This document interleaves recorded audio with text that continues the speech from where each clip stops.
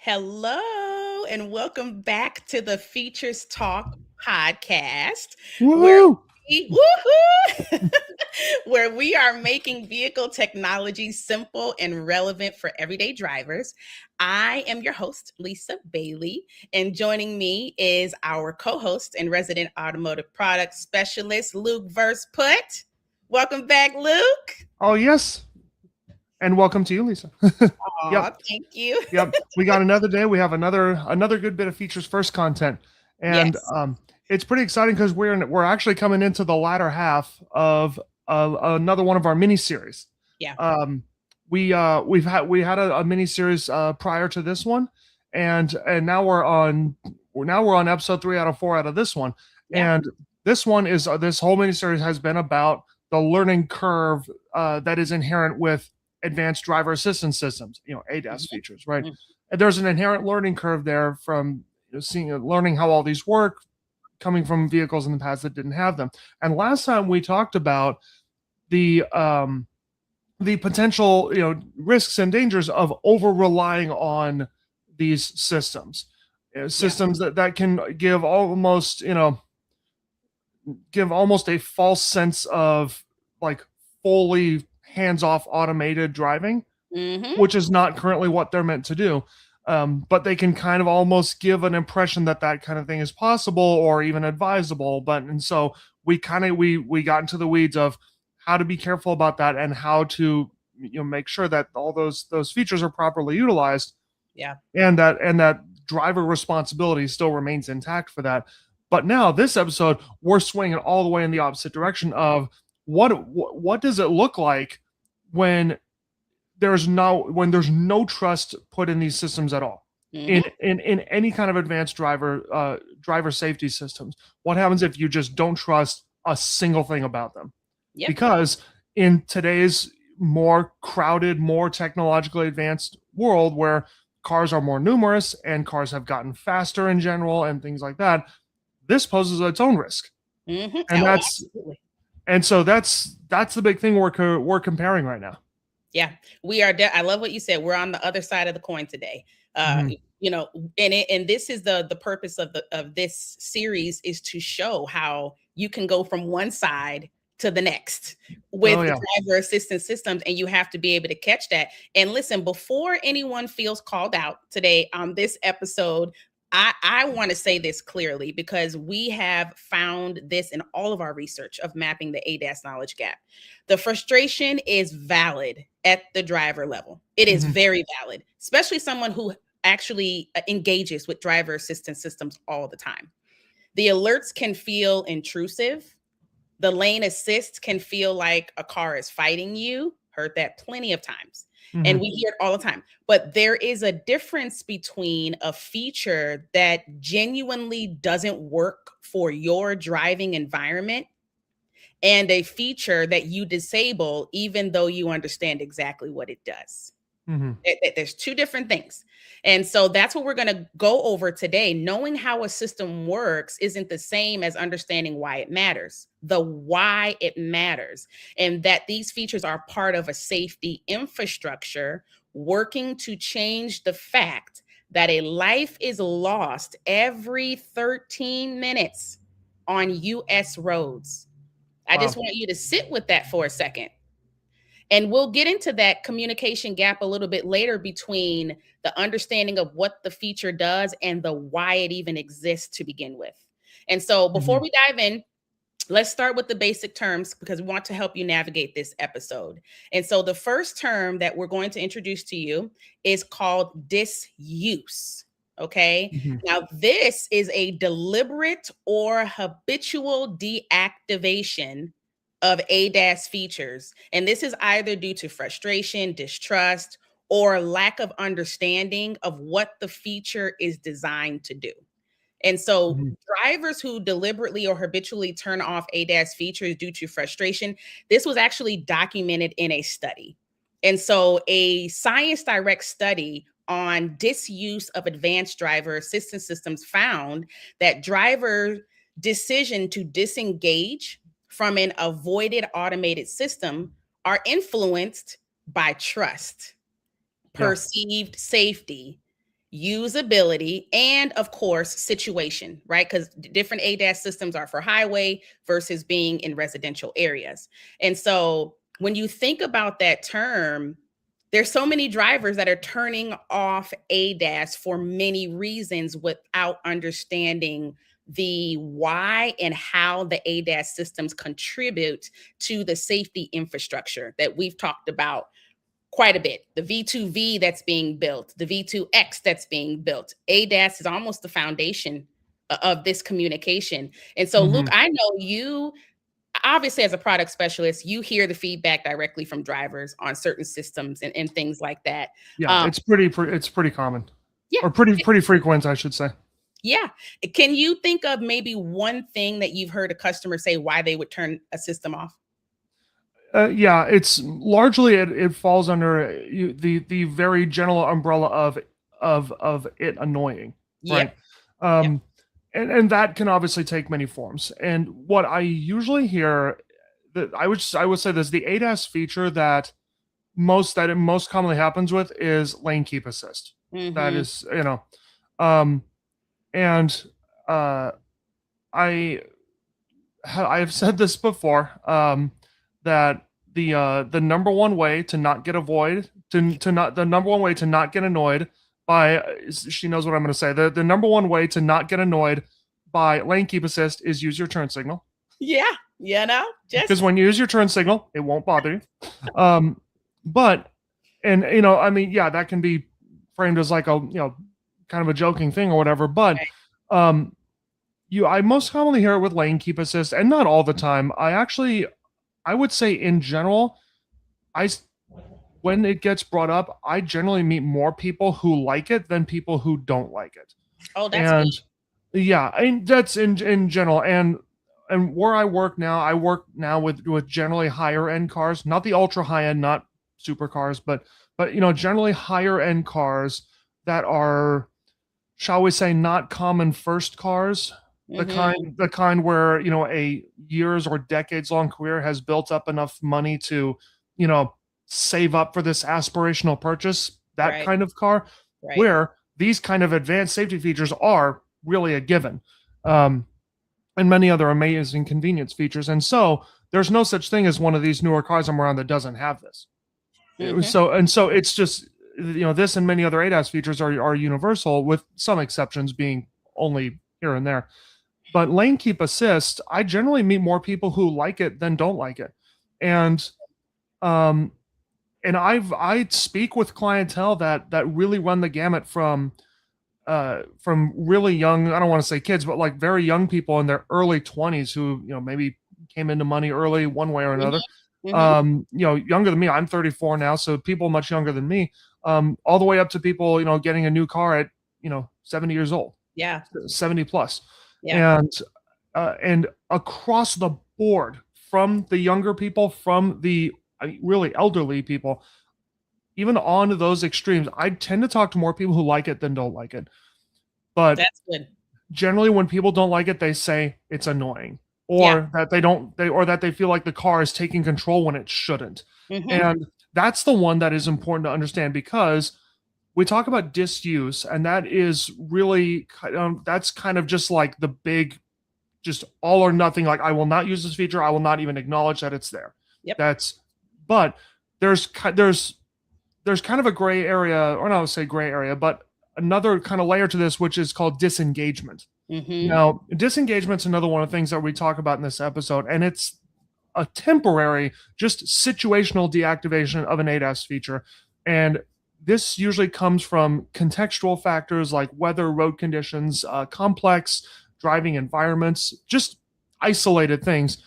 And disengagement can appear as isolated incidents if you're like, oh, it's just the one time, but it can overall contribute cumulatively to an overarching pattern of disuse. So what that means is, and Lisa, you had alluded to this earlier, where some certain ADAS features are better in certain situations than others, right?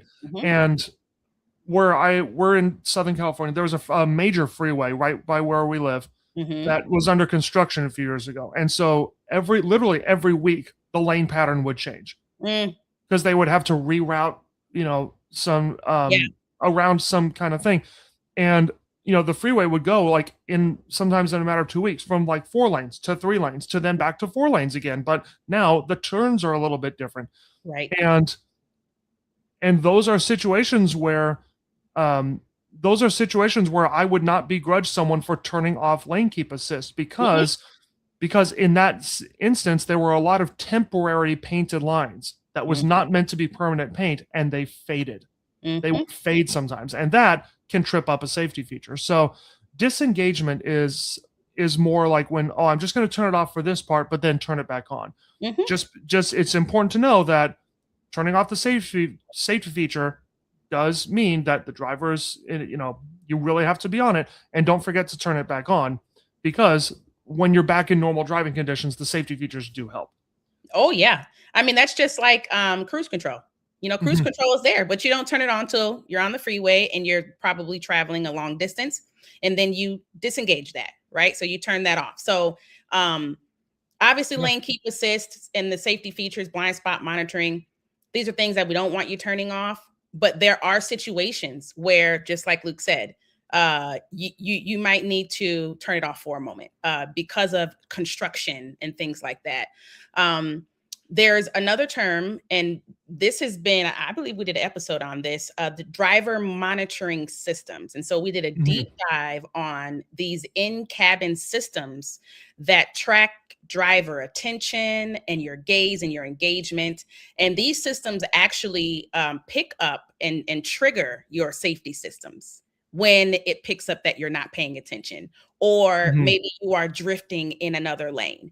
So driver monitoring system is a very important, I would say, term and system for you to understand, especially as we move forward into the connected vehicle infrastructure that we see coming down the line.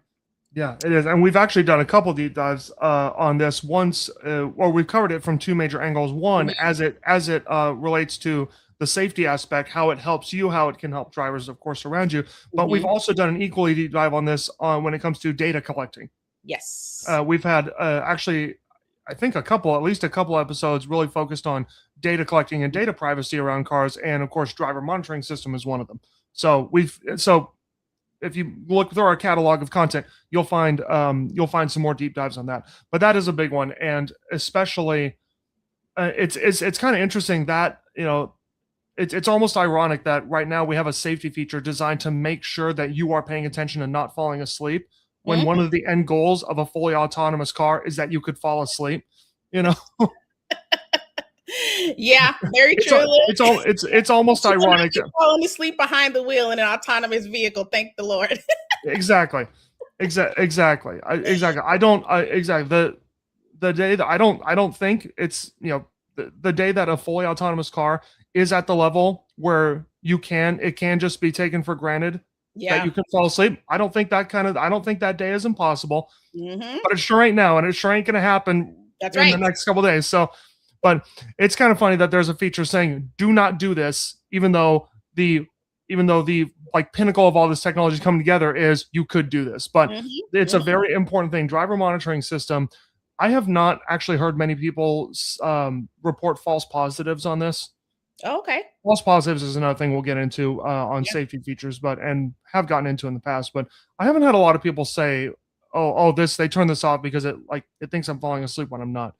Yeah. Mainly because this is one of the systems that has gotten much more advanced now, or in recent years, and so this is one you don't see very many false positives on. But of course, one of the big ones that everyone talks about when they talk about, should we keep it on or turn it off, is of course our lovely lane keep assist. That's right.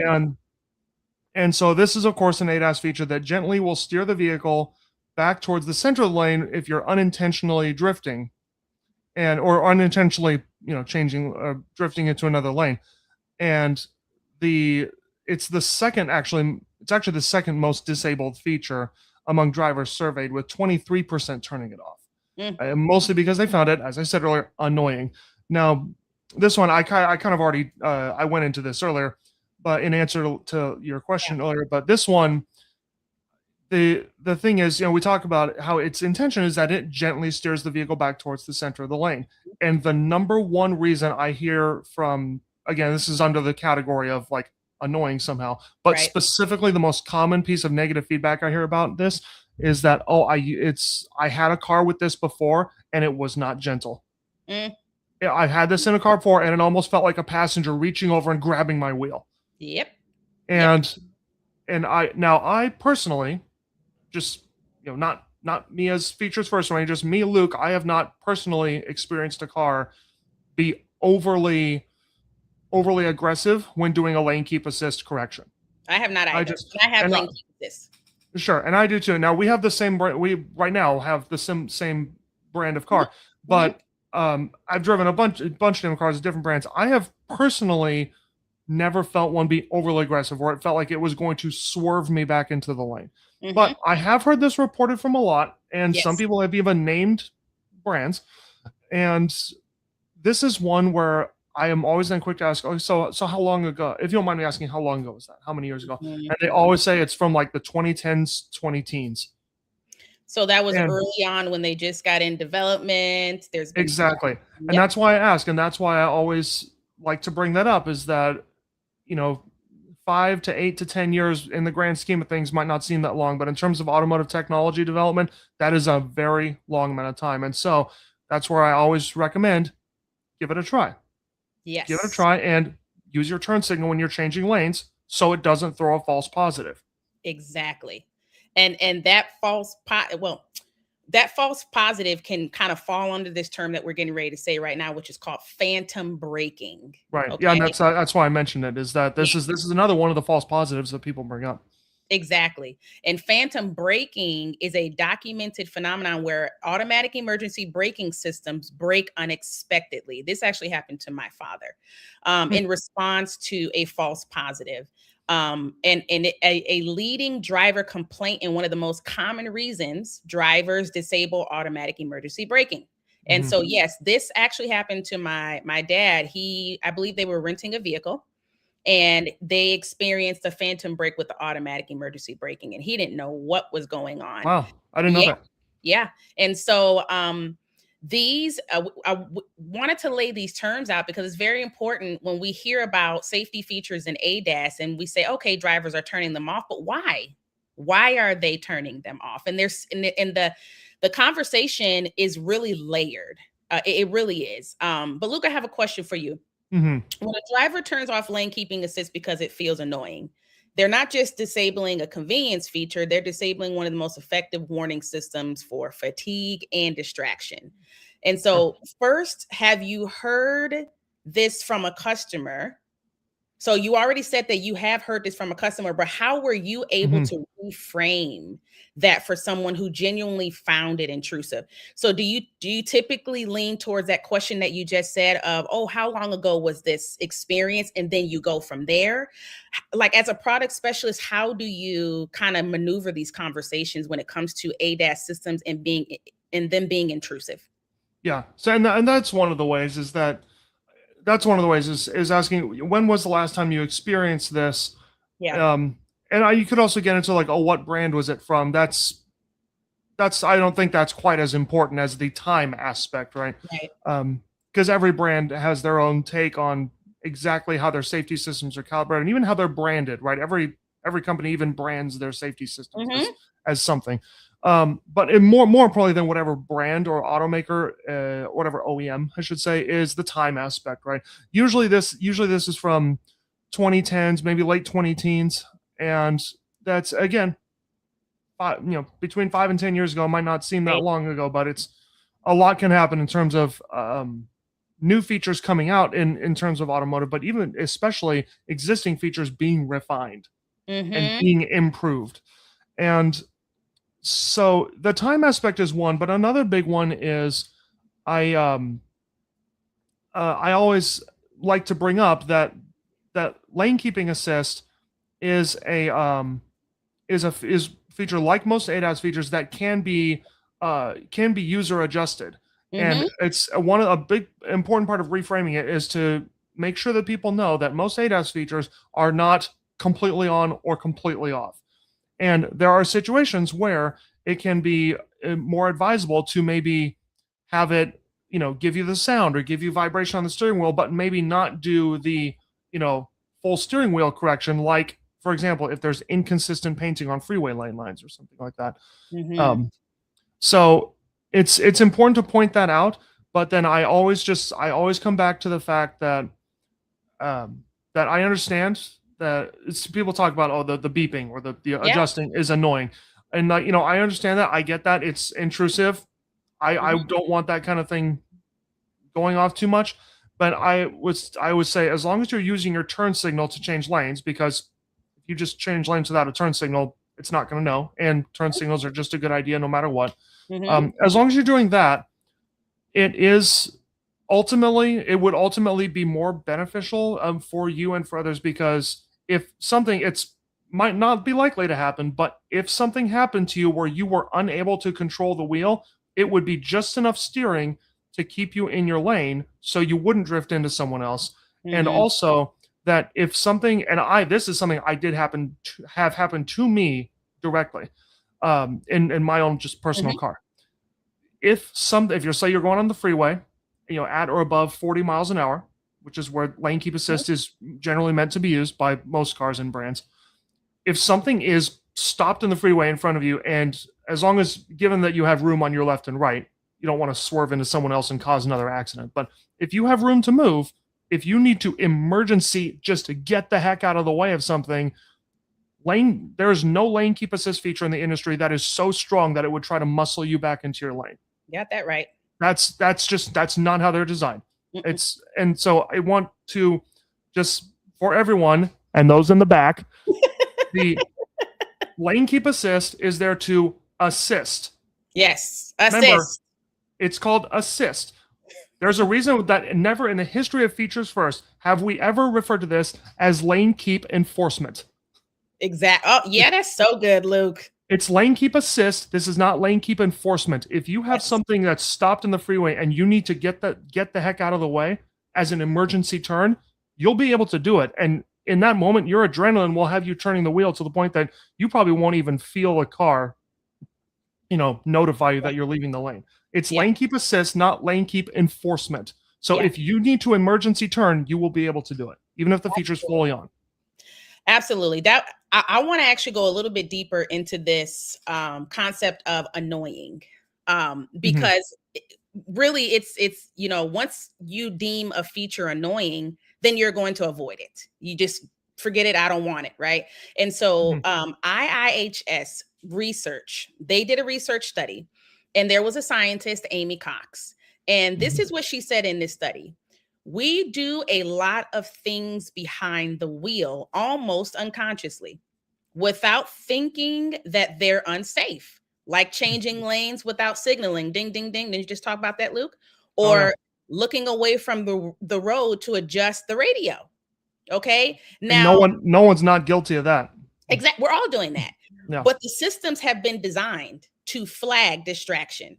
They've been designed to flag unsafe activity in a vehicle. And so the driver turns it off because they feel judged. And I've heard this a lot. The system is telling me I'm a bad driver. I'm not a bad driver. I don't need a system beeping at me because I'm getting over, or I chose to, change lanes a little bit differently than the safe method. But this method works for me all the time, but that doesn't make it safe. Right. And so there's psychology behind this. And that's the avoidance trap right there, is not piecing together the why, the safety message with the system. So the safety message is the system obviously picked up something that is unsafe happening in the car. Whether you have deemed it safe or not, if it's unsafe, the system is going to communicate with you, which then drivers sometimes feel like they're judged, and then they call them annoying. And so understanding the purpose and the why of these systems also, it helps you understand why the system is communicating with you in the first place. And so we could talk about this with Subaru's driver focus. So, and this is what was studied. So among Subaru owners with driver focus specifically, the same IIHS study found 87% kept the system on most or all of the time. And 64% said it made them safer. So here's the thing. When a system is designed well, number one, it has to be designed well, Mhm. right? Which Drivers which will, Subaru's is. Driver yes, focus is a good one. yes, drivers will embrace it. And understanding what makes that happen is how the avoidance trap shrinks. Yeah. So that's why we started this whole episode with saying the frustration is valid. And that's why we've had the designers and engineers on to communicate with us at the public level of, we see where we need to improve. We hear the feedback and we're making those improvements to make your drive safer, but also not make you feel like there's something that's trying to take over what you're doing. And so this is a communication gap that exists when a driver can walk out of a dealership having heard of a feature and knowing how it works, but they never heard why it exists. And this is very true. When you're getting a vehicle and purchasing a vehicle, and this could be at a dealer, this could be at a rental car, the safety message that's tied to ADAS, the fact that they are a part of a safety infrastructure, that is never mentioned at that particular Yeah. at that particular point of a driver coming in contact with driver assistance systems. And here's the thing. In the past, it didn't need to be mentioned. You go buy your car and you leave. You know what I mean? Because that's normal. But now that has to change, because we are not just driving off with a car that doesn't evolve. We're not just driving off with the car that's going to be the same car in the next however long we choose to keep the car. We are now driving off with systems. We are now driving off with technology that then will evolve over time with us and with how the OEMs decide to implement new features for you.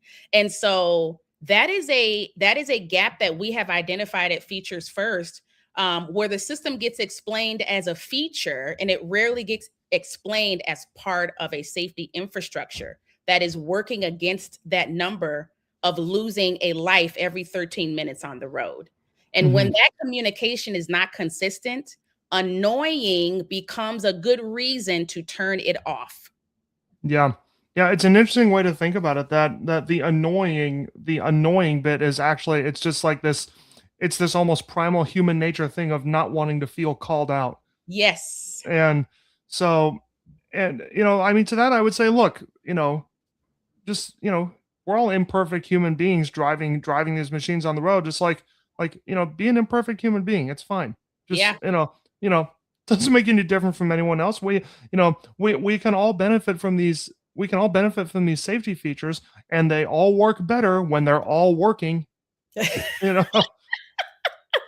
Exactly. They all work better when they're all working. Oh, I love it, Mhm. Luke. They all work better when they're all working. So right. But again, that's why when we say at the beginning that the frustrations around the behavior of some of these systems is valid frustration. Yeah. We're not just saying that to say, like, you know we're not saying that to just be condescending, or trying to soften the blow or anything like that. We're saying that because it is a studied and proven, like, psychological effect of Yeah. humans not wanting to be called out. Like, Yes. it's a valid frustration. Yes. It's a valid frustration valid at the deepest level, Yeah. right? Yes. Absolutely. But Mm. there's also and it goes deeper into that too, because I want the drivers to know it's not all on you. And we've said this Right. too, because we have referenced the full ADAS knowledge gap that we've mapped, right? And it really highlights this communication gap is a systemic issue. So there's not one dealer that's going to fix this communication gap of linking the ADAS safety message to the why, and then Mhm. seeing how that then translates into behavioral change. There's not one dealer that can fix it. There's not one salesperson's job, and it's not one manufacturer's job. It's every point of contact a driver has with the technology, from the showroom to the owner's manual to what shows up on the dashboard the first time the system is engaged. That's the design, Yeah, right? exactly. Yeah, and it doesn't all fall on the shoulders of just it doesn't the whole thing doesn't fall only on the shoulders of the end user. That's right. That means Because that, yeah, Lisa, one of your biggest things is you don't know what you don't know, you don't know what you don't know. right? That's exactly right. You don't know what you don't know. And A good thing is that a good thing to point out is how that benefits everyone at all levels. It benefits the users, obviously. It benefits the end user, the driver, because it will help them be safer, help everyone else be safer, and help that life from getting lost in the time that we were talking before this episode aired, right? Mm-hmm. Mm-hmm. But also it is beneficial at the dealer level because because the why it matters conversation is important not only for the end user but at the dealership level also, because then from a more business standpoint the customer leaves happy and more Yes. understanding of what they have, and then that's not going to be a complaint later on. It's not going to be a negative review. It's going to be a safer driver. Yes. And so all those kinds of things benefit all levels of it, and that's like what you can get right if you take the extra time, because it's easy to want to rush at a Right. dealership level. It's really easy to want to rush through that process, but if you take the little extra time, then that makes a big difference. Absolutely. I completely agree. And it's important that that is understood at all points of contact, because I'm pretty sure you explain and you kind of went over that the why when you asked that customer, well, how long ago was that? And then you just took the extra step to say, oh, well, you know what, that was 5 to 8 years in automotive, design development. It's very significant. And Mhm. so even just that little extra step, it helps in bridging that gap. And so I know that we had a listener lane question that came Mm, in, and it was tied to that. So Luke, I'm going to let you go ahead mm. and read that one. Oh yeah. Okay, good. Yeah, I was happy we got this one. For if anyone's new, we have Listener Lane, which is a cool segment of the podcast where we actually get feedback and questions from our listeners, from our patrons that will and that kind of are able to give their own kind of concerns or knowledge gaps for us to bring up, and it makes this all a community thing. I said in our last one, in a lot of our episodes, make the learning about safety systems a community Yes. effort, and that's what Yes. this is. So we had a listener write in and say, I had no idea there was actual research behind features like lane keep assist and driver monitoring, etc. Why doesn't anyone talk about how these systems connect to road safety numbers, not just convenience? And it's a good thing to bring up. And yeah, it is kind of in line with what we're talking about here. Everyone thinks about these in terms of like, is it annoying? Then I Yeah. won't use it. Is it not annoying? Then I will use it. Right. And yeah, given what we just talked about, you can now see how much of a gross oversimplification of it that is. But that is how, that's how a lot of people think about it, because you don't know what you don't know. If it's not Yeah. talked about, how can you be expected to know? And this is why it gets talked about this way, and just as a pure convenience thing. And but no, it turns out the only reason that these features ever came up is not because anyone wanted a driver to be, less involved.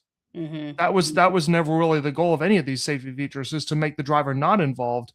It's to make everything safer Yeah. for when the imperfectness of a human, is not not holding up their end of using the machine, right, and not being attentive. So the reason the reason that it doesn't often get talked about with road safety numbers is frankly because it really is kind of an out of sight, out of mind thing. Yeah. The it sounds like a pretty gruesome fact to say that every 13 minutes a life was lost on US roads. I mean, then it kind of becomes a sobering reminder when you look up at like, Yes. this has only been a 35-minute episode. Mm-hmm. Well, that's think Mm-hmm. about that. And in the 15 minutes we were talking before the episode, it really just, when you think about it that way, yeah, it's like, it's really eye-opening. But then in your own day-to-day, it's like, do you know any of these people? did Right. you did you talk to them the day before? Most people, it's, yeah, some people's lives have been upended for, when you do know someone like this. But Yes. again, it's out of sight, out of mind. If you don't know the person, you don't think about it that way. We each of us only think about what conveniences or inconveniences us. Yeah. And that's why it gets talked about that way. And so it's is important to remember once in a while, not to make anyone scared of driving, but it's important to remember once in a while that these safety features are here to make that number go down. Right. Or Right. well, to eliminate that number, but to make it go down along the way. And that's an important thing to remember, is that these are all research, these are all based in research of fatality rates, of crash rates, and even people not even considering the human aspect of just how expensive is it to fix a car. Mm-hmm. You know, Mm-hmm. all of these things are being considered, and that's the genesis of all these features. Yeah. And I'll take it even a step further too, as well, is to say that we just mentioned it a second ago. Cars have evolved. So the conversation of features was always about convenience. What is it that you're here to buy? How many kids do you have? How many airbags do you need? Do you want Bluetooth? Do you want to be able to connect your phone? I mean, it was about convenience. And so when these automated safety features, even automatic emergency braking and the seat belts and all of these, when they became mandated, backup cameras, to Luke's point, these were all because of the data on the road. And now engineers are saying, hey, we have technology that can help with this. And so now the industry is trying to catch up with this whole safety message and then bridging it with business models. It's very difficult. And that's probably why you have not heard it when you're picking up or buying a new car, that, oh, the safety features are going to save lives on the road. That's not necessarily the conversation that typically happens at the dealer, but as these vehicles become more advanced, as the safety systems become more standardized and required by the government, you will start to hear that safety message in when you're picking up a car, especially when it has driver assistance systems, when you have to engage in them. So I'm glad that we got that question. So avoidance and over-reliance are two sides of the same coin. We just talked about two sides of that same coin. But the root cause isn't just a driver who doesn't fully understand the technology. It's a communication gap that hasn't caught up to the technology itself, which is what we just talked about. And so the good news is that gap is closing. Okay. And over 3 seasons of this podcast, we talked to the engineers, the product specialists, and the safety advocates who are working right now to close it at the point of sale, in the interface design, and even in the standards that are being written into these systems. And so that's the learning curve that nobody is talking about. And so the learning curve at all levels. At all levels. Yes, yes. So if today's episode is the first one that you've caught, go back and listen where the series started: the handoff gap, the over-reliance trap, and now avoidance. Okay. And our next and last episode in this series, we close it out with a practical real-world framework for what an informed driver actually looks like.